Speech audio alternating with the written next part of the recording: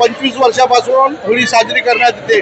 ज्या पद्धतीने वृंदावनवरून रंग कलर जे आहेत नैसर्गिक कलर हे अयोध्येला जातात, त्याच धर्तीवर कृष्ण भक्त कलर वृंदावन मथुरेवरून आणतात आणि प्रभू रामचंद्र इथे संत गजानन महाराजांनी मंदिर बांधलेलं आहे। या मंदिरात कृष्ण भक्त एकत्रित येतात आणि कृष्ण आणि राम भक्त एकत्रित येऊन हा होळीचा सण साजरा करतात। सामाजिक समरसता, मानवता आणि लहान मोठ्यांचा भेदभाव न करता सर्वांना एकत्रित करण्याचा हा कार्यक्रम सातत्याने 10 दिवस राधाकृपा सत्संग मंडळ, पुष्करणा चेतना समिती, श्रीराम मित्र मंडळ आणि श्री जानकी वल्लभ धर्मार्थ संस्था शहरामध्ये वेगवेगळ्या ठिकाणी कार्यक्रम करून हा सर्वांना एकत्रित करण्याचा उत्साहाचा आनंदाचा हा उत्सव साजरा करतो।